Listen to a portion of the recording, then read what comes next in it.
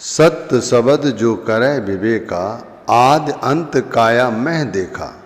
सत्य नाम बूझो चितलाई, सोहंसा निर्मल हो जाई।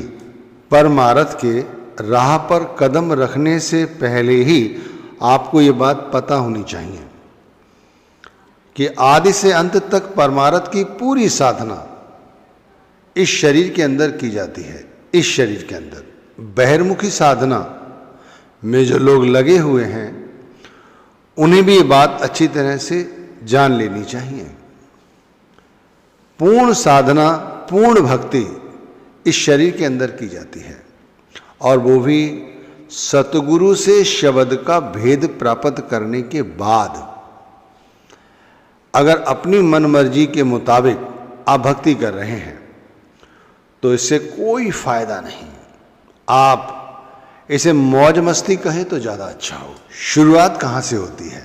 शुरुआत होती है जब गुरु से नामदान मिल जाता है तो हम इस वर्णात्मक नाम का सुमिरन करते हैं। भक्ति पूर्वक एकाग्रता के साथ हम सुबह सुबह उठकर अपने घर में कोई ऐसा स्थान चुनते हैं जो एकांत हो और वहाँ बैठकर उस शब्द को बार बार दोहराते हैं। यानी हमारा मन उस शब्द को सुनता है। अभी शब्द के बजाय हमारा मन क्या सुनता है? दुनिया का शोर सुनता है। इसीलिए वो हमेशा दुनिया की शक्लों पदार्थों का ही चिंतन करता रहता है।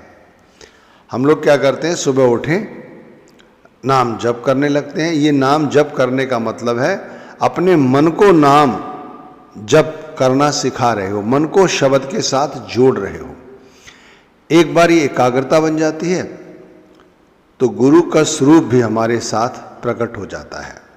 जैसे ये वर्णात्मक नाम है जो हम जप रहे हैं शुरू में, ऐसे ही गुरु का स्वरूप भी हमारे सामने जो है वो साकार रूप है।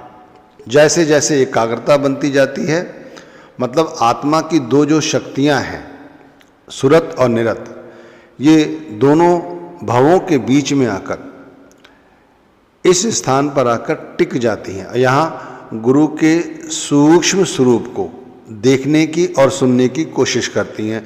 शुरुआत कहाँ से की? गुरु के वर्णात्मक शब्द को जपने से और फिर गुरु के ही साकार रूप का ध्यान करने से। देखो कितना सरल बना दिया है। अब ये बात आपको पता है? आपको नहीं पता। आप अपने मन मुताबिक भक्ति करने लग गए, किसी भी देवी देवता का ध्यान करने लग गए और जो चाहा वो मंत्र जप करने लग गए। इसीलिए आज का सत्संग बहुत ही रोचक है, हमारे फायदे का है। क्योंकि अगर एक बार आत्मा आंतरिक चढ़ाई चढ़नी शुरू कर देती है, यानी मन के तावे से दूर निकलने लगती है, तब वो शब्द धुन सुनने लगती है, अंदर शब्द के प्रकाश को देखने लगती है। यही पूर्ण ज्ञान है गुरु का। अब जैसे दरिया साहिब ने समझाया, आप जी ने कहा सत्य शब्द जो करे विवेका, आदि अंत काया मह देखा। जो व्यक्ति शब्द की साधना करता है अपने अंदर उतरकर, वह आदि से अंत तक सब कुछ इस शरीर के अंदर ही देख लेता है। आगे उन्होंने समझाया, सत्य शब्द बूझे चित लाई, सो हंसा निर्मल होई जाई। अब वो जीव सच्चे शब्द का भेद जानने लगता है, फिर हमारी प्रवृत्ति धीरे धीरे बदल जाती है। अभी हमारी काग वृत्ति है, लोभ वृत्ति है, क्रोध वृत्ति है। हमेशा ही ईर्ष्या करते रहते हैं, लालच करते रहते हैं, विषयों में आसक्ति रखते हैं। इसे काग वृत्ति कहते हैं तो ज़्यादा अच्छा है। और फिर जैसे जैसे नाम के साथ जुड़ते जाते हैं वैसे वैसे हमारे अंदर परिवर्तन होता है। हम हंस प्रवृत्ति के हो जाते हैं। हंस, पक्षियों में हंस बहुत योग्य पक्षी माना गया है, ऐसी हमारी वृत्ति बन जाती है। दरिया साहिब इसी बात को आगे बढ़ाते हुए कहते हैं, अमरलोक में पहुँचई दासा, देखहीं अवगत अजब तमाशा। सतगुरु शब्दहि मान सुभागा, निर्मल होए मल कवहीं न लागा।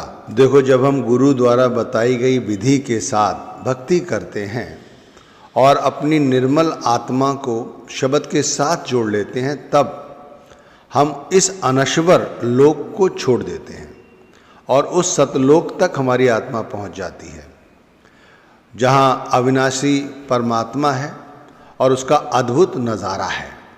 जब आप शब्द के साथ जुड़ेंगे, तब आप सतगुरु ने जो भेद बताए हैं कि हमारे अंदर इतने सारे तत्व छुपे हुए हैं, वो कोई सौभाग्यशाली जीव ही उसे देख पाता है।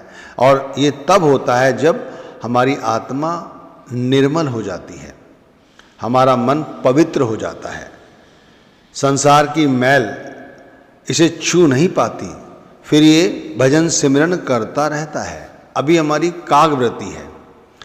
हम सभी को अपने आप से ये प्रश्न करना चाहिए, इतना समय मिलने के बाद भी हम भजन सिमरन नहीं कर रहे हैं। हमें बताया गया है कि हमारे शरीर के अंदर ही परमात्मा, वो ईश्वर बैठा हुआ है। उस तक पहुंचने का जरिया केवल ये शब्द है। अगर इस शब्द के साथ हम अपनी सूरत को जोड़ लें, आत्मा और शब्द एक हो जाए, तब हमारे लिए अंदर उतरना सहज हो जाता है। शुरू में सभी को परेशानी आती है, समझ आता है, लेकिन 30 साल हो गए हैं लोगों को, 20 साल हो गए हैं, 25 साल हो गए, अभी भी मन आसक्तियों में उलझा हुआ है। तो ये बड़े अचरज की बात है। हमें सोचना चाहिए कि हम किस दिशा में जा रहे हैं। एक तरफ गुरु महाराज हमें समझाते हैं कि आप नाम जपोगे तो आप कागवृत्ति छोड़कर हंस प्रवृत्ति के हो जाओगे, और अभी भी हम कागवृत्ति में ही हैं, घर परिवार में लिप्त हैं, शरीर को ही सब कुछ समझ रहे हैं, अभी भी मैं मेरी है। तो इसका कारण यह कि अभी तक हमने उस गुरु के शब्द को उस तरह नहीं समझा जैसे समझाया गया। शुरू में ये शब्द वर्णात्मक ही है। गुरु का साकार रूप ही है। जब तक मन आत्मा इसके साथ जुड़ेगी नहीं, तब तक ये धुनात्मक शब्द नहीं बनेगा। और इसके लिए हमें रोज रोज अभ्यास करना होगा और हर समय अपने मन पर निगरानी रखनी होगी कि मन क्या सोच रहा है। अगर ये आसक्तियों के विषय में सोच रहा है, लोभ और वासना के विषय में सोच रहा है, क्रोध और ईर्ष्या के विषय में सोच रहा है, तो इसे समझाओ। और समझाने का तरीका क्या है? आप नाम जपना शुरू कर दो और आप गुरु के स्वरूप का ध्यान करने की बजाय ऐसा लगे आपको अनुभव में कि आप मन को नाम जप सुना रहे हो। जैसे हम कोई मंत्र जपे, गुरु मंत्र जपे, तो नाम मन सुने। इस तरह हमारा काम बन सकता है।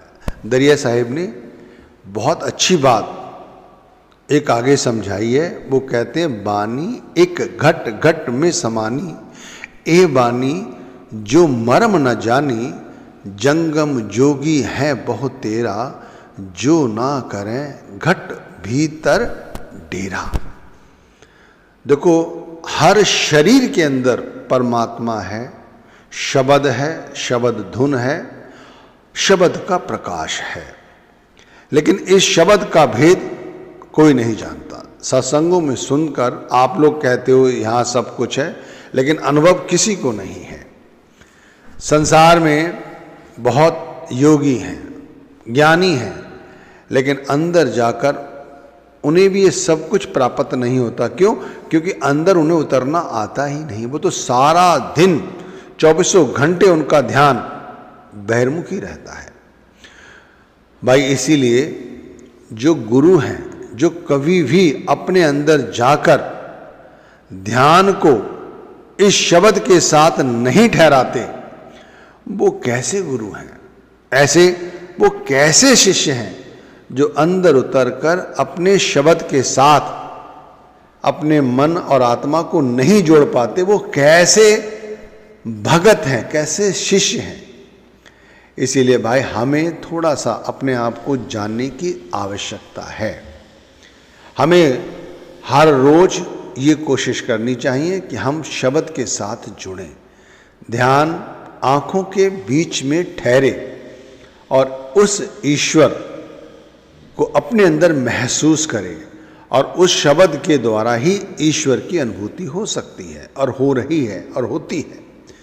अगर काल्पनिक चित्रों, मूर्तियों और गुरु के स्वरूप पर ही टिके रहे तब अंदर नहीं उतर पाओगे। अंदर उतरने के लिए हमें गुरु की बताई गई विधि अपनानी ही पड़ेगी, उस पर ही चलना होगा। मन मर्जी की भक्ति छोड़कर जैसे जैसे बताया है वैसे आप अपने अंदर उतरोगे, आपको सब कुछ पता लगेगा।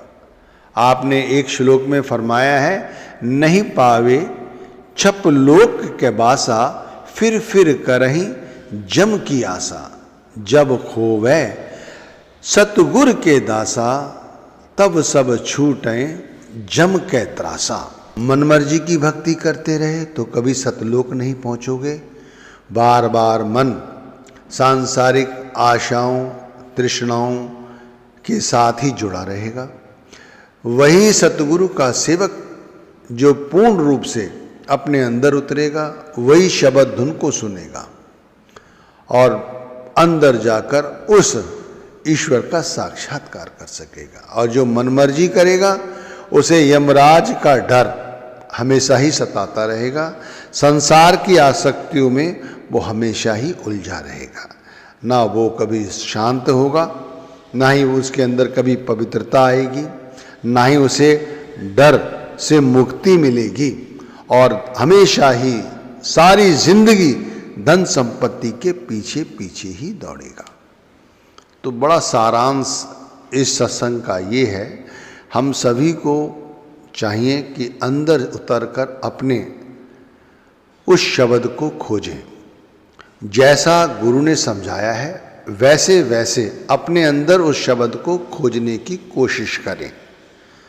अमृत वेले में उठ जाओ तो बहुत अच्छी बात है। एकांत स्थान को चुनो, एक आसन पर बैठो, आंख बंद करके सबसे पहले गुरु का ध्यान करो। गुरु के स्वरूप का ध्यान आ जाए तो अपने भाव अपने अंदर जागृत करो और बड़े भक्ति से, भाव सहित, प्रेम सहित धीरे धीरे बगैर जीव उठाए नाम जपो।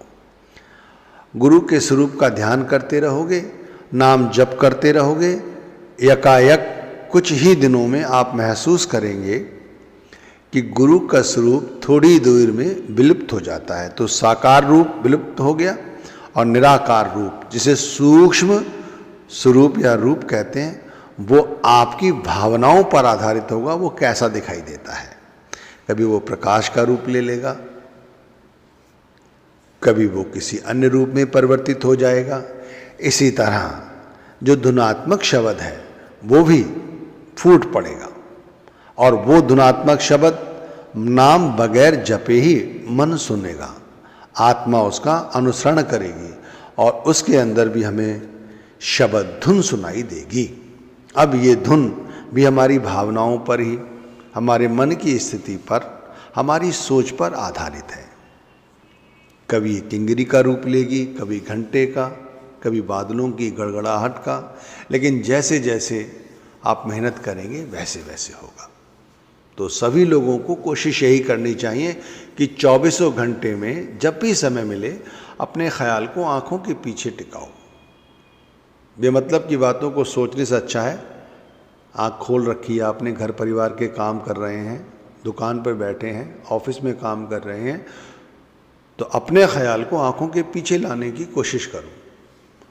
गुरु के स्वरूप के साथ जुड़ने की कोशिश करो तो आपका मन बेमतलब की बातें नहीं सोचेगा।